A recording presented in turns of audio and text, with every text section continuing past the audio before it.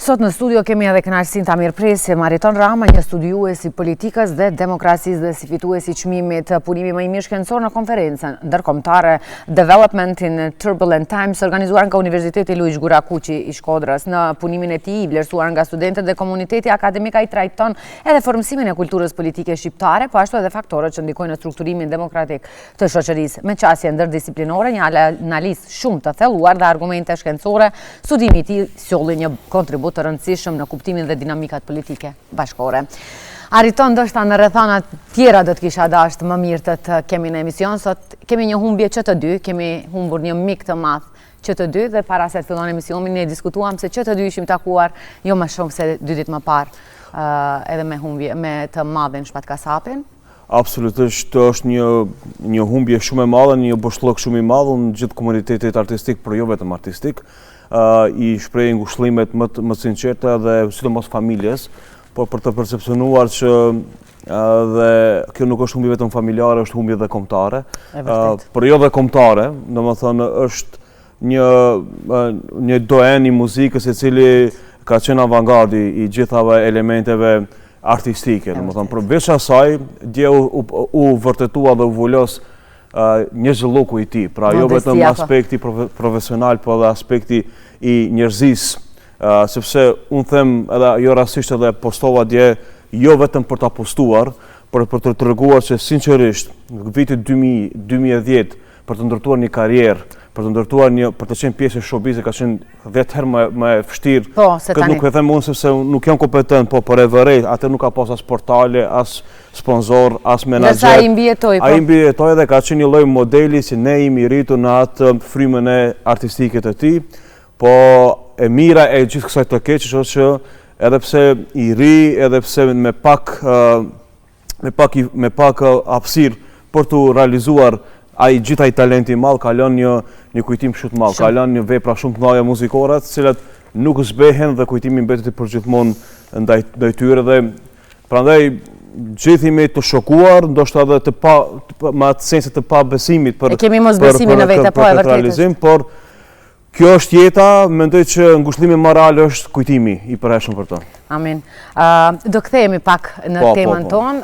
Ti sapo u vlerësove edhe me çmimin punimi më i mirë shkencor, si e pranove lajmin që u shpallë fitues? E prisje apo? Me thënë drejtën, për të qenë shumë i sinqert, unë isha skeptik të aplikoja, sepse është një lloj konferencë e cila mblidhen pothuajse gjithë ai ka elitës akademike, është mos shqiptare, por edhe në kusht ndërkombëtare, por insiston disa kolektivë, veçanti profesori Murat Aliu, dhe shkuam atje, aplikuam për një projekt dhe bëra prezantimin e duhur.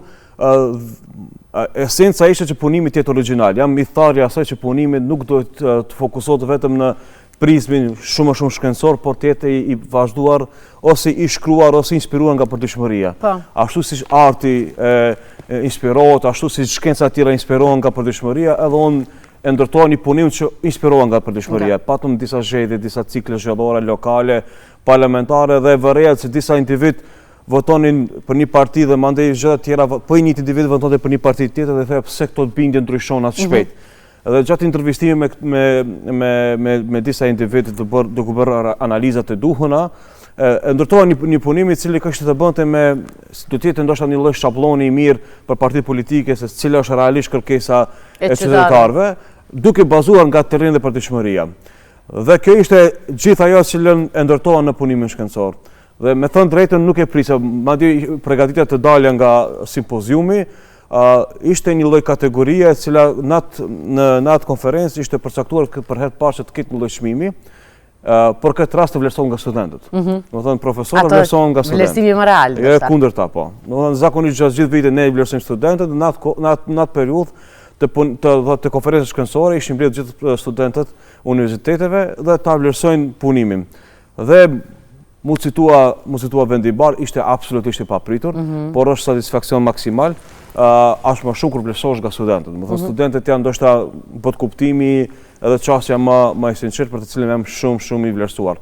Po para se të analizoj shumë më shumë, unë publikisht du të falenderoj ty, po thëmë Gjanan, jo zënja Gjanan ose zënjusha Gjanan, sepse gjatë cikleve të para studimore, unë nuk ju njohja personalisht, por më erë një shkrim në inbox të Facebooku dhe më tha, i kam disa libra shkenca politike, apo i merë se ti mund është me shfrytzu maksimalisht. Nuk ju njifja, sinqerisht. Dhe ato librat ishin kryesisht marrëdhënieve ndërkombëtare që sot ende i kam në bibliotekë dhe më kanë shërbyer shumë. Këtë uatën për herë të para, Rita. Edhe për këtë jam shumë i njohur për ta njëjtën, sepse as nuk ju njihja, as po e keni pa ndoshta interesimin tim për shkencave politike dhe për këtë jam shumë i njohur, sepse isha viti i parë në shkenca politike dhe ajo ka ndodhur para 12 viteve. Po, dhe mi keni sjellë atëherë ishte libreria Qashis dhe urnotha këto librat i kam pasur unë, merri e di që jam vendindur dhe për këtë jam shumë i njohur. E sheh sa mirë ato librat kanë përfundu në vendin e dur të personi i dur që sot të kemë në emision dhe të diskutojmë pikërisht një analizë kaq të thellë të cilën e ke bë. Ti analizove rolin e institucioneve, elitave politike dhe qytetarëve. Kush mendon se ka ndikim më të madh në kulturën politike sot sipas gjithë asaj që ti e analizove? Absolutisht që kjo ishte edhe esenca, faktikisht akimin e kulturë politike. Kultura politike është ndërtuar mbi tre prizma se çfarë duam ne, cilat janë predispozitet ideologjike, ideja që ne përshtasim dhe normalisht reagimi ose participimi. Se sa ne jemi të gatshëm të votojmë, të protestojmë, të kontribuojmë, të debatojmë për interesat tona politike, kulturore, sociale, kështu me radhë. Prandaj them në këtë prizmë që ne duhet ndërtojmë një kulturë politike personale, jo për shembull ato kolektive. Sepse mandej ajo kultura individuale nëse krijohet më shumë lehtë mandej të bëhet edhe një kult më i mirë politik kolektiv. Pra ne nisemi ose nga prizmi i hatrit familjes, ose nga prizmi interesit të ngushtë personal që nuk ka të bëjë për interes politik, dhe kjo nuk kuptonte si kulturë politike, po determinon politikën politike. Prandaj unë mendoj që është koha që ne të ndërtojmë një lloj vedije politike. Prandaj pyet studentët, a keni qenë ndonjëherë protesta? Jo vetëm protesta të temave të mëdha, po protesta për rrymën, protesta për parkun, protesta për ose në diskutim politik. Për gjithçka që ju tangon, po. Po, ose për shembull në nivele komunale keni qenë një lloj debati publik brenda komunave, sepse unë e di që në komuna çdo muaj, në të gjitha komunat në Republikën e Maqedonisë Veriore ka diskutime publike. A keni shkruar ndonjë email kryetarit ose ministrit ose profesorit për një problem? Thjesht a keni ngre zonin. A keni ngre zonin, do të thonë është një akt shumë i vogël, por mund të jetë shumë edhe vëdësues. Pra këtu çalojmë në një farë mënyre dhe prandaj insistoj që në ky punim të jetë në këtë prizëm që fillimisht ndërtohet kultura politike tek individi. Pra ta percepcionojnë si një fuqi edhe e rëndësishme politike. Do të thonë ne jemi një fuqi që i menaxhojmë fatet politike të elitave politike, por jo vetëm në interesin personal, po të jetë edhe në interesin e përgjithshëm, për një park më të mirë, për ndriçim më të mirë, për një shkollë më të mirë, efektive. Pra, unë mendoj që kemi gjitha kapacitetet e duhura për ta shfryzuar maksimalisht. Pra, jo rastisht po rikthehemi prapë të shpatën. Këto kanë qenë edhe debatet e fundit që i kemi pasur.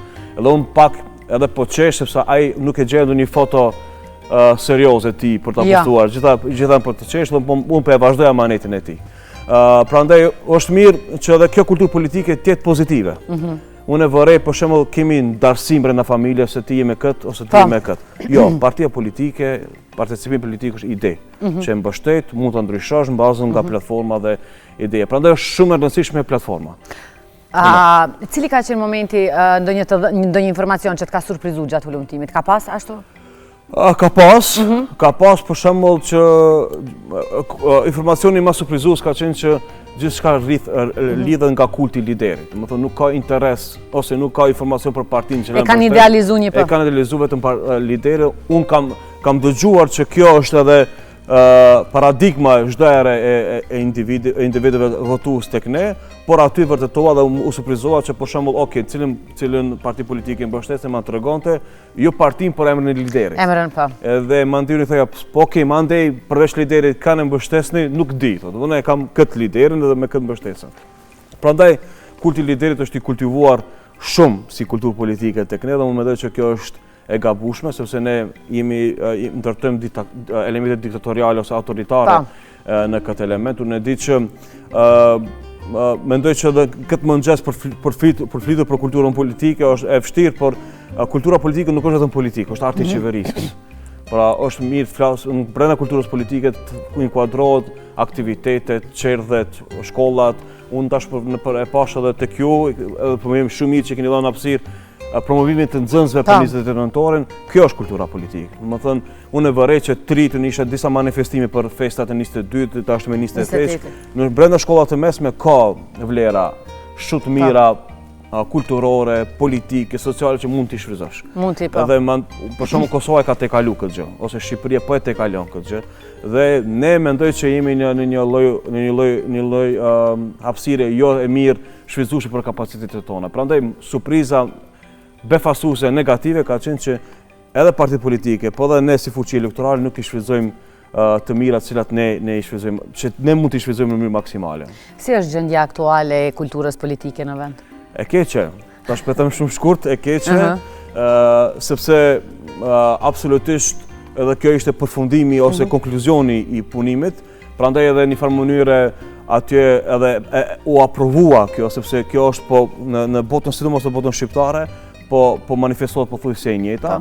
Pra kultura politike duhet të avancohet, sidomos në ato që duhet kemi të bëjmë me vetdije mbi participimin politik, do të thonë si mos pjesëmarrjen e grave, ose kontributi kategorive të ndryshme sociale, kulturore, për shembull kemi shumë pak artistë që kontribuojnë, kemi shumë pak studentë që kontribuojnë, të rinjt nuk kanë çastën e vendimarrje në partitë politike ose në institucione politike, po janë vetëm si një lloj mekanizmi shfryzues për një fushat ose për një shmek, kështu kushtimisht themi politik, prandaj unë mendoj që edhe fuqia e forumeve rinore, edhe fuqia e forumeve të gruas duhet të jetë pjesë më aktive, edhe pse janë kontribuese shumë unë e kam pa dhe vetë në fushat elektorale, por duhet të jenë pjesë e vendimarrjes politike. Derisa kjo nuk mund të jetë aktive, normalisht nuk kemi të bëjmë me kulturë politike dhe dyta që kam të ngon është platforma. Po tysh në për email-et tona, nuk kemi do lloj platforme politike. Nuk dim a është i majt, a është i djathtë, a është në qendër. Për shembull në botën perëndimore kanë kemi djathtësi pa majtësi. Kemi mbas prirjes, unë jam për shembull qendër e djathtë, edhe i mbështet partitë qendrës djathtë. Ndërsa dikush është qendër e majtë, i mbështet partitë, pra është mirë të dihet çka është e majta, është e djathta, cilën ekonomi mbështet, cilën fuqi politike mbështet, cilën aspekt social mbështet, dhe mandej është shumë lehtë mandej edhe vota. Besoj se do na duhet shumë kohë derisa ti mësojmë cila është e majta, cila është e djathta fillimisht. Të rinjt sa më shumë po e shprehin zhgënjimin e tyre në sferën politike. Nga po vjen ky zhgënjim? A është pikërisht ajo që e the pak më herët, sepse zëri i tyre nuk po dëgjohet, po vetëm po shfrytëzohen ndoshta nga partitë politike për... Këtu nuk i fajsoj partitë politike, i fajsoj vetë të rinjt. Se nuk e ngrenë zërin, nuk marrë masa? Absolutisht, unë jam pjesë vetë që kam dalë nga sektori civil, e vërej me studentët që punojnë, më thënë, si asistent profesor në universitet, dhe aty vërej që, më thënë, pasiviteti rinor është në nivellit të skajshme. Jo rasisht e përmenda ngjarjen mes neve që ju më keni ofruar të libraria Çarshis, dhe aty kemi pasur disa punime, disa organizime, ose disa tjera për shembull. Ndërsa këtu e vërej që është një pasivitet shoqëror. E vërej që nuk ka asnjë studentore. Për shembull, i mbarojnë ligjëratat, secili shkon nëpër shtëpitë e veta, hyn nëpër TikTok dhe mbaron jetën e tyre sociale. Nuk vërej një lloj kontributi tyre, qoftë edhe kulturor, qoftë edhe arsimor, qoftë edhe mos flasim shkencor ose politik. Prandaj mendoj që të rinjt duhet të keni jetë aktive. Pa ata duhet ta keni përkrahje. Përkrahja vjen, unë mendoj nëse nuk ka përkrahje, imponohet mandej përkrahje. Domethënë, kur flasim për këtë element, unë mendoj që gatishmëria është e para dhe mandej është edhe mbështetja. Normalisht elitat politike kanë për borx dhe kanë për brenda prioriteteve që ta, nëse është pasiviteti i duhur ose prezent, duhet ta motivojnë strukturat rinore. Ashtu si profesorit që unë mendoj që çdo profesor ose çdo ligjërues, çdo arsimtar në shkollat të mesme brenda 40 minutave, 10 minuta duhet të ketë sensin e motivacionin brenda. Flitet për temat përgjithshme. Dhe mendoj që kjo do ishte ndoshta edhe faktori edhe ajo fajësia brenda vetes. Pra elitat duhet të jenë sinkron motivacioneve rinore. Kjo mandej është shumë lehtë mandej të kyçen në politikë. A është pozita e duhur rinore brenda partive politike? Nuk është. Dhe a mendoj që a kemi kapacitet... Pa kanë partitë politike ide të qarta se ku do i... Nuk kanë, po nuk kanë sepse janë komod. Komfort zona është e përshtatshme. Prandaj mendoj që kjo konformizon duhet të ketë një trubullim nga energjia rinore, por është shumë e mirë. Do të thonë nëse kemi një energji rinore brenda. Po ekziston ajo frika nga të rinj që nëse unë ngrej zërin do më largojnë, do më dënojnë në një farë mënyre? Përveç që ekziston frika është e përzierje me paragjykimin. Ne jemi një shoqëri që paragjykojmë. Po, fatkeq po. Se mos ju jeni për shembull pjesës gjinisë femrore, ne konferojmë edhe këtë analizat për shembull që femrat por edhe trit, sidomos femrat treja, nuk hynë në parti politike se paragjykon. E vërtetë. Dhe kjo është edhe sensi më negativ që e kam pas edhe tek ulumtimi. Unë mendoj se ne shoqëri duhet t'i mbështesim. Sa më shumë prezente të jenë femrat, sidomos femrat shqiptare, mos duhet t'i paralizoj ose të paragjykoj, është kontributi më i madh që i duhet sferës elitës politike shqiptare në politikën e mashkullsisë veriore, sepse kjo do të ishte edhe ajo harmonizimi dhe komoditetit që mund të ofrohet në gjithë aspektet sociale. Ta ndjejnë një farë sigurie. Nëse ne si shoqëri ne i largojmë paragjykimit, i luftojmë këto fenomene paragjykuese, sidomos për trit, a ti pse ke hyrë te këtë parti, a pse ti kështu, a pse ti po shfrytëzojnë, po pse kush ka shtia aty. Tash paragjykojnë edhe me like-a në Facebook. Po e shikojnë sa like e ke, domethënë kjo ose sa vota i sjell, ose pse po shkon atë fshat, ose pse po shkon në këtë qytet. Domethënë kjo është po pse del mes të qytetit kur janë 30 burra, domethënë kjo është një mentalitet që duhet largohet. Sepse kontributi shoqëror fillon nga femrat dhe bot kuptimi i gjithë kësaj është normalisht që femrat dhe normalisht që pjesa e politikës duhet të jenë edhe femrat po mos të rejat. Por ajo që rrith tek kësaj është aktivizmi në gjitha elementet qoftë edhe më banale. Për shembull i shoh në disa faqe, për marr shembull, tash më kujtohet rinia e Batincës. Janë dëgjuar disa tri për lyen trotuaret e fshatit të tyre dhe thash që kjo është aktivitet politik. Do thonë është miq, fillohet ndryshimi prej lagjës vet. Mbledhen disa tri dhe fillojnë një aktivitet rinor. Unë nuk vërej as lagjet time që të bëjmë një aktiviteti përpara ka pas disa organizime. Gjithmonë pritet nga të tjerët. Gjithmonë pritet nga të tjerët. Nëse ti e krijon shprehinë e aktivizmit shoqëror, absolutisht partitë politike do të kenë të nevojshme të ndryshojnë mendsinë e tyre. Çka duhet të bëhet, si mund të krijohet një ambient më i shëndosh politik që motivon të rinjt? Ambienti më i shëndosh politik normalisht do të jetë trendet të cilat ecin. Do të thonë trendet politike, ashtu si teknologjia, ashtu si gjitha sfera shoqërore, edhe politika është një trend që lëviz. Tematikat që ne kështu ndryshon, sot po flasim për AI, sot po flasim për një avancim. Nën Tereza ishte universiteti i parë apo tani? Kjo është një lajm shumë i mirë që në Universitetin Nën Tereza do të ketë gjitha formatin e AI për të përgjigjur gjitha nevojat e studentëve.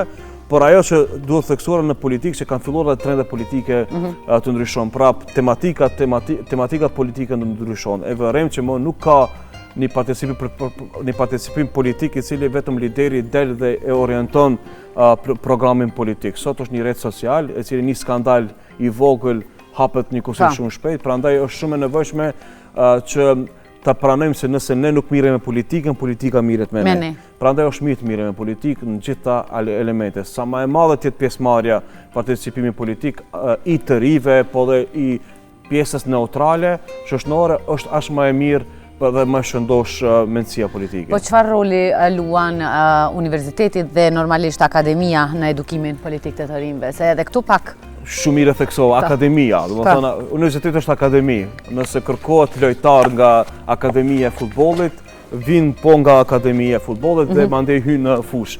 Edhe universiteti është akademi e cila përgatit kuadro. Por ajo që duhet të theksojmë brenda universitetit që diskutojmë brenda kolegëve është që akademia, sidomos akademi shkencore, duke filluar nga shkollat e mesme, jo fillore, por nga shkollat e mesme deri tek mbarimi i fakultetit, ne kemi për obligim të krijohet vedia shoqërore brenda qytetarëve, brenda studentëve dhe në këtë premis të realizohet njëkohësisht edhe ajo vedia që ka të bëjë dhe njëkohësisht aktivizmi që ka të bëjë. Prandaj është mirë që universitetet sa më shumë të ngrisin kapacitete intelektuale, sa më shumë të krijojnë shpirta aktiv dhe liberal, por jo dhe liberal, por të lirë, që mandej të jenë të gatshëm për fushën politike. Pa ndikon komunikimi politik dhe transparenca për shembull në besimin e qytetarëve? Shumë. Unë shpesh i shoh dhe disa lider që thonë hajde një të ri në partinë tonë do të keni hapësirë, kjo është komunikimi i parë. Unë mendoj se çdo i ri që pretendon të hyjë në politikë ne takohet me funksionar ose me elitë politike për ta kuptuar që politikanët dhe elitat politike nuk janë sui generis ose diçka e paprekshme. Jo rastisht në gjatë ligjerimeve ose në gjatë ushtrimeve brenda ligjeratave, insistoj që të bëjmë vizita studimore në parlament, në ministrinë, për komuna, për të patë që këto institucione nuk janë utopike, nuk janë të çuditshme, nuk janë të dëmshme, janë diçka që mund të kontribosh, mund të arrish, mund të futesh brenda dhe mund të udhëheqësh këtë institucion. Prandaj, mendoj që komunikimi dhe transparenca, sa më të hapur të institucionet, aq më njëkohësisht më produktive do të jetë komunikimi i dyanshëm. I dyanshëm. Përfunduar një pyetje, po të drejtohesh të rinjve që duan të hyjnë në politikë, cili ishte mesazhi juaj? Mesazhi është shumë i qartë, nëse do ndryshosh, nëse do të jesh pjesë e ndryshimeve jetësore të njerëzve, politika është mundësia më reale. S'ka më kënaqësi më të madhe se të jesh sebepi, shkaku për të ndryshuar për të mirë jetën e njerëzve. Faleminderit, ne urojmë shumë suksese, kështu çmime marrësh sa më shpesh. Faleminderit shumë. Dhe të të kemi edhe ne në studio. Jam shumë i njohur që më mbështet vazhdimisht në çdo apërim mjesor dhe për këtë jam shumë i njohur për gjithë jetën. Faleminderit.